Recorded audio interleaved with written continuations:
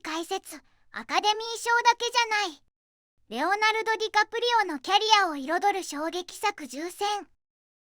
ねえマリサ、レオナルド・ディカプリオってアカデミー賞を取った。レベナントの印象が強いけど、それ以外にもすごい作品ってたくさんあるよね。その通りだぜ、レイム。ディカプリオは10代の頃からキャリアを積んできた実力派俳優で、アカデミー賞だけじゃ語れない名演技が山ほどあるんだぜ。確かに、タイタニックも有名だけど、それ以外にも演技が光ってる作品って知りたいな。よし、それなら今日はアカデミー賞だけじゃない。レオナルド・ディカプリオのキャリアを彩る衝撃作10選として、10本の名作を紹介していくぜ。知ってる作品も、知らなかった名作もきっと出てくるはずだぜ。第10位、アビエイター、2004年。さて、記念すべき第10位は、2004年のアビエイターだぜ。これはディカプリオが実在の人物を演じた作品の中でも、特に評価が高い一本だな。ああ、これ、ディカプリオがハワード・ヒューズを演じたやつだよね。なんか、めっちゃ長かった記憶があるわ。よく覚えてたな。まさにその通りだぜ。監督はまたしてもマーティン・スコセッシ。このコンビはもう間違いないからな。ディカプリオは、20世紀を代表する大富豪で飛行家、そして映画プロデューサーでもあったハワード・ヒューズを演じたんだ。ハワード・ヒューズって、なんか変人だったって聞いたことあるけど？大正解。ヒューズはね、映画界と航空業界の両方で革命を起こした超天才なんだけど、その一方で重度の強迫性障害、いわゆる OCD に苦しんでたんだ。ディカプリオは、この複雑で多面的な人物像を本当見事に演じきったのぜ。特に、潔癖症から来る気候とか、精神的に追い詰められていく様子は、見てて引き込まれるものがあったぜ。あの潔癖症の描写、すごいリアルだったよね。ドアノブ触れないとか、牛乳パックがどうとか、なんか見ててゾワゾワしたもん。だろ？この作品でディカプリオは、ゴールデングローブ賞の主演男優賞を受賞して、アカデミー主演男優賞にもノミネートされたんだ。惜しくもオスカーは逃したけど、彼の演技が国際的に高く評価された証拠だぜ。彼がオスカーを取る前の、本当に取るべきだったと言われる演技の一つだな。でもさ、ディカプリオの役作りっていつもエグいよね。ああいう実在の人物を演じるときって、どうやって役に入り込んでるんだろう？それがディカプリオのすごいところだぜ。彼は役柄に深く入り込むことで有名で、この作品でもヒューズの複雑な内面を完璧に表現するために、相当な研究と準備をしたはずだ。彼の熱演があったからこそ、ただの伝記映画で終わらず、ヒューズの苦悩や葛藤がリアルに伝わってきたんだぜ。なるほどね。アビエイターが10位ってことは、この先もすごい作品ばっかりってことか。楽しみだわ。第9位、ギルバート・グレイプ、1993年。さて、どんどん行くぜ。第9位は、1993年の衝撃作、ギルバート・グレイプだ。これはディカプリオのブレイク前夜とも言える。彼のキャリア初期を語る上で絶対外せない一本だぜ。あ、これ知ってる。ジョニー・デップが主演のやつだよね。ディカプリオは、なんか大変な役だった気がするけど。そうだぜ、よく知ってたな。この映画でディカプリオは、主人公ギルバートの知的障害を持つ弟、アーニー役を演じたんだ。撮影当時、彼はまだ19歳だったんだけど、その演技がもうとんでもなかったのぜ。19歳であの演技はすごすぎだよね。なんか、本当に障害がある人なんじゃないかってくらい、リアルだったし。だろ？監督も最初、本当に障害を持つ俳優を起用しようか悩んだらしいんだが、ディカプリオのオーディションでの演技を見て、彼に決めたらしいぜ。アーニーは、とにかく目が離せない存在で、常に周りを振り回しつつも、どこか憎めない愛らしさがあるんだ。彼の知性とか、予測不能な行動とか、見てるこっちもハラハラしっぱなしだったな。兄ちゃんのギルバートがアーニーを気遣うシーンとか、すごく心にくるんだよね。あの兄弟の絆が、見てて泣けてくるんだ。そうなんだぜ。この作品でディカプリオは、若干19歳にしてアカデミー助演男優賞にノミネートされたんだ。オスカーには惜しくも届かなかったけど、この年齢でノミネートされること自体が異例中の異例だったんだぜ。当時、多くの評論家や観客が、彼の演技に度肝を抜かれたんだ。まさに衝撃作だったんだぜ。マジか。19歳でオスカー候補って、化け物じゃん。そう考えると、タイタニックとかロミオ・ジュリエットで人気出る前から、演技はトップクラスだったってことか。いやー、マジで天才なんだね、ディカプリオって。そういうことだぜ。この映画は、彼の俳優としての原点であり、彼のその後のキャリアを決定づける重要な一本だったと言えるな。彼の初期の演技力の高さ、そして役柄への徹底したアプローチが存分に発揮された、見逃せない作品だぜ。第8位、ロミオとジュリエット、1996年。さて、第8位は、1996年のロミオ・ジュリエットだぜ。これはもう、ディカプリオの代表作の一つと言っても過言じゃないな。彼の人気を不動のものにした、まさに衝撃を与えた作品だぜ。ああ、これ、超有名だよね。ディカプリオとクレア・デインズが美しすぎて、内容あんまり覚えてないけど、映像がすごく綺麗だった印象しかないわ。はは、レイムらしいな。でも、この映画がただの美男美女の恋愛映画じゃないってところが、ミソなんだぜ。監督はバズ・ラーマン。シェイクスピアの古典を、現代のギャング構想に置き換えて、舞台をアメリカの架空都市、ベローナビーチにしたんだ。マジ？セリフはそのままなのに、舞台が現代ってこと？なんか、ごちゃごちゃになりそうだけど。そこがこの映画のすごいところなんだぜ。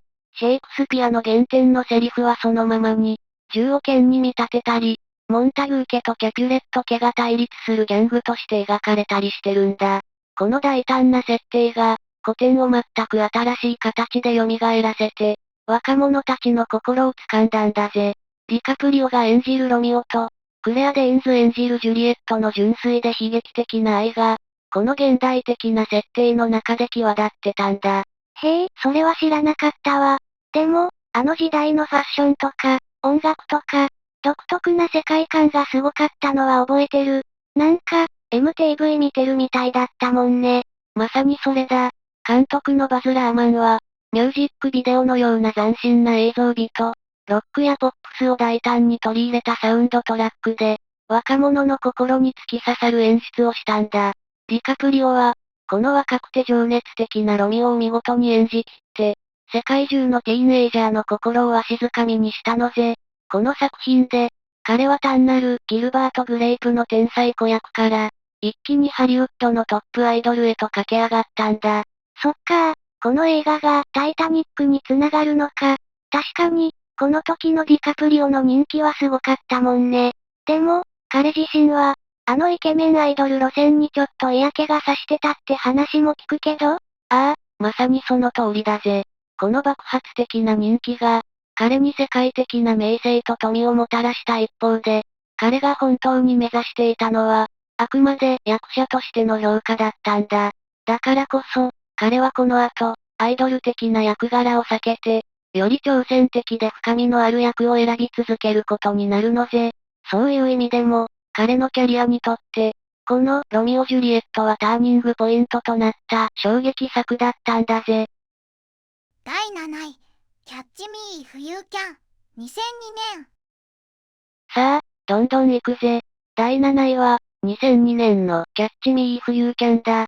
これはスピルバーグ監督とディカプリオの初タッグ作品で、彼の演技の幅をさらに広げた衝撃作だったのぜ。あ、これ見たことある。ディカプリオがいろんな職業になりすます詐欺師の映画でしょ？めっちゃ頭いいのに、なんか寂しそうな役だった記憶があるわ。大正解だぜ。この映画は、実在の天才詐欺師フランク・アバグネイル・ジュニアの半生を描いたものだ。ディカプリオは、わずか10代でパイロット、医者、弁護士と、様々な職業になりすまして巨額を騙し取った詐欺師を演じたんだ。相手役の FBI 捜査官カール・ハンラケを演じるのは、トム・ハンクスだぜ。それって本当の話なの？信じらんないんだけど。しかも、ディカプリオとトム・ハンクスって、夢の共演じゃん。本当にあった話なんだぜ。そして、スピルバーグ監督がメガホンを取ったんだから、面白くないわけがないだろ？ディカプリオは、その若さ、カリスマ性、そしてどこか孤独を抱えたフランクという人物を見事に演じ切ったのぜ。彼は常に笑顔を絶やさないんだけど、その裏にある寂しさや、家族との絆を求める気持ちが、繊細に表現されてたんだ。なるほどねー。だから、見ててただの詐欺師に見えなかったんだ。なんか、応援したくなるような、不思議な魅力があったんだよね。まさにそれだ。トム・ハンクス演じる FBI 捜査官との、知的なチェイスもこの映画の大きな見どころだぜ。追う側と追われる側なんだけど、どこかお互いを認め合ってる、不思議な信頼関係が生まれていくんだ。ディカプリオは、この作品でただのイケメン俳優というイメージから脱却して、より深みのある演技ができる実力派俳優であることを改めて証明したんだ。この映画が、彼の俳優としてのキャリアを、より多角的なものにした衝撃作だったと言えるな。確かに、詐欺師なのに憎めなくて、むしろちょっと切ない気持ちになったもん。スピルバーグ監督が、ディカプリオのそういう演技を引き出したってことだね。すごいなぁ。第6位、ヤング・オブ・ニューヨーク、2002年。さて、第6位は、2002年のギャング・オブ・ニューヨークだぜ。またしてもスコセッシ監督とのタッグ作で、これは彼のキャリアの中でも特に骨太な、そして衝撃的な作品だぜ。ああ、これ、なんかすごく血生臭いイメージがあるやつだよね。ディカプリオが、すごいボロボロになってたような。そうなんだぜ、よく覚えてたな。これは19世紀半ばのニューヨークを舞台に、移民と土着のアメリカ人たちが繰り広げる壮絶な構想を描いた作品だ。ディカプリオが演じたのは、殺された父親の復讐を誓うアイルランド系移民の青年、アムステルダムバロンだぜ。相手役のブッチャービルを演じたのは、あのダニエル・デイルイス。この二人の演技合戦は、まさに圧巻だ。ダニエル・デイルイス、あの役作りがヤバいって言われる人だよね。ディカプリオと共演とか、絶対ヤバいじゃん。その通りだぜ。ディカプリオは、この作品でただの復讐記じゃなくて、時代の波に翻弄されながらも、自分の居場所を探し求める青年を熱演したんだ。彼は役のために、肉体改造もしたし、アイルランド訛りも習得したらしいぜ。ダニエル・デイルイスの圧倒的な存在感に食らいついていく、ディカプリオの若き日のむき出しの演技が見られるんだ。なんか、いつも綺麗めな役が多かったディカプリオが、泥臭くてボロボロになってるのが、逆に新鮮だった記憶があるな。あの役、すっごい大変そうだったし。まさに、この作品がディカプリオのイメージを大きく変えたんだぜ。彼はこの映画で、アイドル的な外見だけじゃない、どんなに過酷な役でも演じきる俳優としての覚悟と実力を見せつけたんだ。泥だらけで血まみれになりながらも、復讐のために生きる男を、彼の魂を削るような演技で表現した。これによって、彼はタイタニック以降のアイドル路線から完全に脱却して、演技派としての地位を確立したんだぜ。そういう意味でも、彼のキャリアにとって、このギャング・オブ・ニューヨークは間違いなく衝撃作だったんだ。なるほどね。この映画が、ディカプリオが俳優としてさらにステップアップするための、大事な作品だったってことか。見てる方も、彼の新しい一面が見られて、面白かったもんね。第5位、ブラッド・ダイヤモンド、2006年。さあ、トップ5に突入だぜ。第5位は、2006年のブラッド・ダイヤモンド。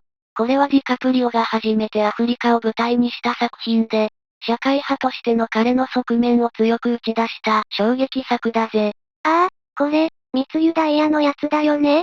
なんか、すごい過酷な環境での撮影だったって聞いたことあるけど。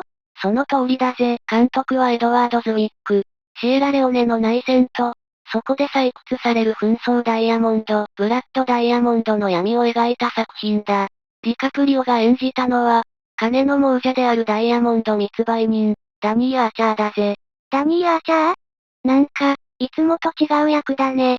あんまり正義感とかない感じ？最初はそうなんだぜ。彼は金のためなら何でもする冷酷な男だったんだが、ソロモン・バンディという漁師と出会い、彼の息子が強制的に少年兵にされている現実を目の当たりにする中で、少しずつ変わっていくんだ。ディカプリオは、この複雑なキャラクターの葛藤と成長を、圧倒的な説得力で演じ切ったのぜ。なるほどねー。最初は悪役っぽいけど、人間らしさが出てくるってことか。そういう役って、演じるの難しそうだよね。そうなんだぜ。この作品は、ディカプリオの演技の幅の広さを見せつけるものだったな。彼はこの作品で、アフリカなまりの英語を完璧に習得したし、過酷なロケにも耐え抜いたんだ。そして、彼の演技は、この映画が伝えたい社会問題、つまり紛争ダイヤモンドが引き起こす悲劇を、より生々しく観客に突きつけたんだぜ。彼はこの作品で、2度目のアカデミー主演男優賞ノミネートを果たしたんだ。へえ、アカデミー賞ノミネートされたんだ。やっぱり、社会派の作品でもしっかり評価されるってすごいね。なんか、ディカプリオって、どんどん役の幅を広げていくよね。ああ、この作品は、ディカプリオが単なるエンターテイナーとしてだけじゃなく、社会問題に真摯に向き合う俳優としての地位を確立した、重要な一本だぜ。彼の熱演があったからこそ、観客は紛争ダイヤモンドの闇と、それに苦しむ人々の現実を知ることができたんだ。そういう意味でも、彼のキャリアにとって、このブラッドダイヤモンドは大きな衝撃を与えた作品だったんだぜ。第4位、レベナント、よみがえりし者、2015年。さあ、いよいよベスト4だぜ。第4位は、2015年のレベナント蘇りし者だ。これはもう、ディカプリオのキャリアにおける最大の衝撃作と言っても過言じゃないのぜ。ああ、これ知ってる。ディカプリオが熊に襲われて、雪山で這いずり回るやつでしょ。あの年のアカデミー賞を総なめにしたって聞いた気がするけど。その通りだぜ、レイム。この映画は、19世紀のアメリカ西部を舞台に、仲間によって見捨てられた男が、復讐のために生還を目指す壮絶なサバイバルを描いた作品だ。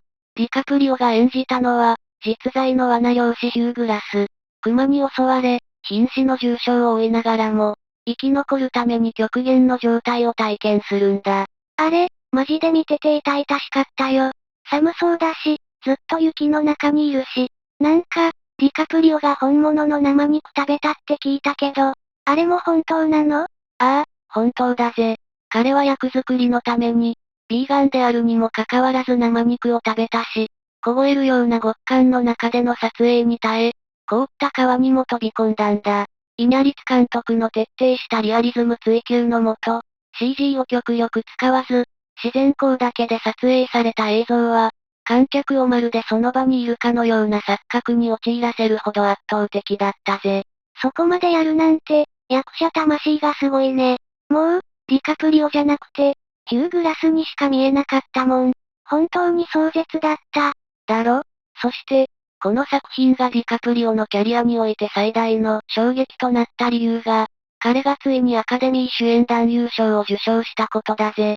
何度もノミネートされながらも、あと一歩届かなかったオスカーを、この全身全霊をかけた渾身の演技でついに手にしたんだ。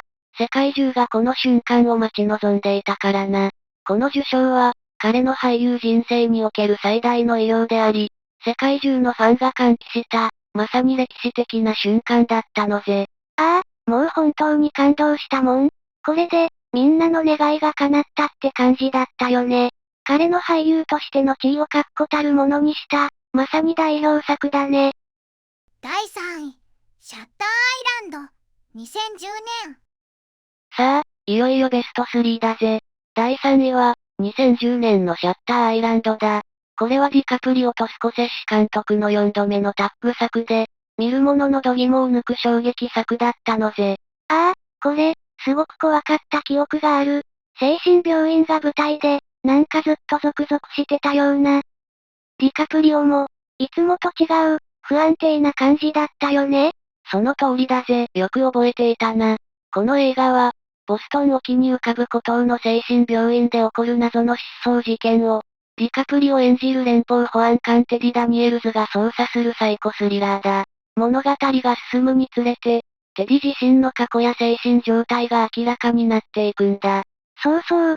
最後の最後まで、何が本当で何が嘘なのか、全然わからなかったもん。頭の中が混乱するような映画だったよね。まさに、そこがこの映画の最大の魅力であり、衝撃を与えた部分だぜ。スコセッシ監督は、観客の心理を巧みに操り、疑心暗鬼にさせる演出を徹底した。ディカプリオは、幻覚や妄想に苦しむテディという非常に繊細で複雑なキャラクターを、見事に演じ切ったんだ。彼の鬼気迫る演技は、観客を物語の深淵へと引きずり込んだのぜ。不安そうな表情とか、精神的に追い詰められていく様子がすごくリアルだった。ディカプリオの演技力が光ってたよね。ああ、この作品は、ディカプリオが演技の幅をさらに広げ、観客を引きつける圧倒的な存在感を持っていることを改めて証明したんだ。彼はこの映画で、見る者に強烈な印象を残し、その後のキャリアにも大きな影響を与えた。単なるサスペンス映画としてだけでなく、人間の心の闇や真実とは何かを深く考えさせる、まさに衝撃のサイコスリラーだったんだぜ。本当に見てからもしばらく頭から離れないような映画だったもん。ディカプリオの演技が、複雑なストーリーをさらに引き立ててたんだね。第2、ジャンゴ、つながれざる者、2012年。さあ、いよいよ第2位だぜ。2012年のジャンゴつながれざる者だ。これはもう、ディカプリオのキャリアの中でも最も衝撃的で、そして新境地を開拓した作品と言えるのぜ。これ、タランティーノ監督の西部劇でしょ？ディカプリオがすごい嫌な悪役を演じてた記憶があるんだけど、あれがめっちゃハマってたよね。大正解だぜ。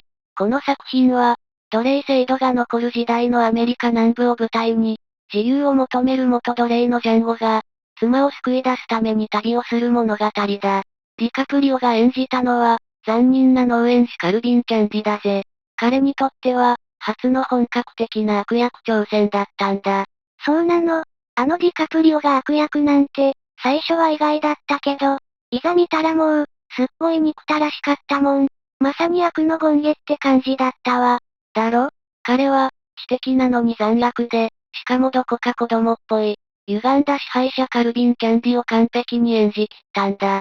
特に、ダイニングでの長回しのシーンでの迫力は凄まじかったな。彼は、この役のために、ガラスの破片で手を切るアクシデントがありながらも、演技を止めなかったらしいぜ。そのプロ意識には脱帽だ。ガラスで手を切ったのに、演技を続けたの。そんなことまでしてたんだ。だから、あんなにも鬼気迫る演技だったのか。この作品は、ディカプリオがタイタニック以降の正統派イケメン俳優というイメージを完全に打ち破り、どんな役でも演じきる俳優としての可能性を見せつけた衝撃作だったんだぜ。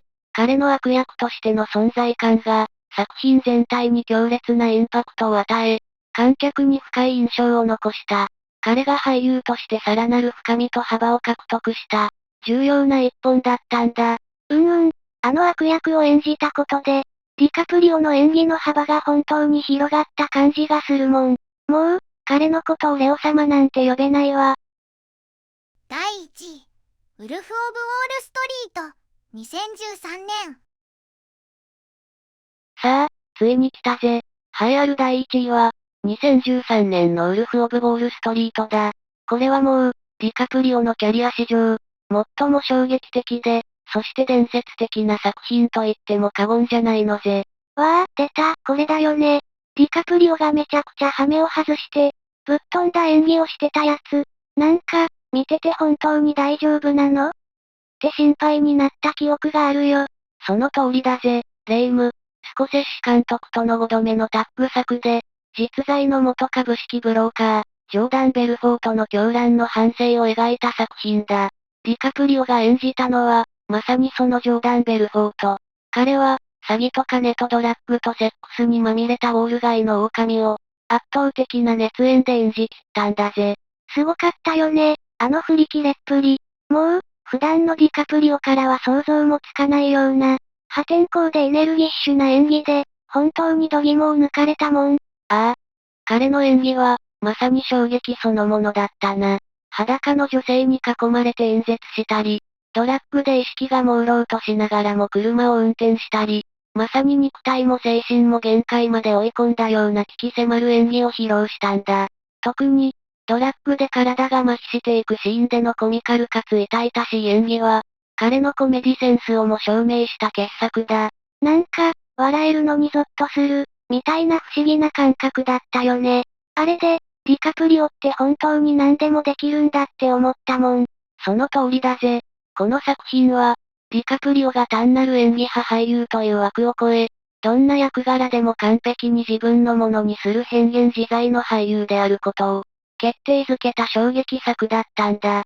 彼はこの映画で、観客を笑わせ、呆れさせ、そして時に人間としての哀れさを感じさせる、唯一無二のキャラクターを創造した。彼のキャリアにおける金字塔であり、これを見たすべての観客に忘れられない衝撃を与えた、まさに彼の代表作なんだぜ。本当に彼のベストアクトって言ってもいいくらい、インパクトがあったもんね。この映画は、もう何回でも見たくなる。総評、まとめ。というわけで、レイム、ディカプリオの衝撃作トップ10、いかがだったぜ？彼の俳優人生がいかに波乱万丈で、そして挑戦に満ちていたかがよくわかっただろ？本当にすごかったね。ただのイケメン俳優ってだけじゃなくて、いろんな役柄に挑戦して、その度に私たちに衝撃を与え続けてきたんだなって改めて思ったよ。彼の演技への情熱と努力が、どの作品からもひしひしと伝わってきたもん。ああ、彼が単なるアイドルから、世界を代表する名優へと上り詰めたのは、まさに彼の常に新しい自分に挑戦し続ける姿勢と、観客に本物の演技を届けようとする飽くなき探求心があったからに他ならないぜ。彼の作品は、これからも多くの人々に感動と驚きを与え続けるだろうな。ディカプリオの衝撃は、まだまだ終わらないのぜ。そうだね。これからもどんな衝撃作を見せてくれるのか、本当に楽しみだね。最後までご視聴いただきありがとうございました。これからも役立つ情報をお届けいたしますので、チャンネル登録と高評価をよろしくお願いします。コメント欄でご意見や質問もお待ちしています。それではまた次回お会いしましょう。バイバイ。今日も一日良い日で、またね。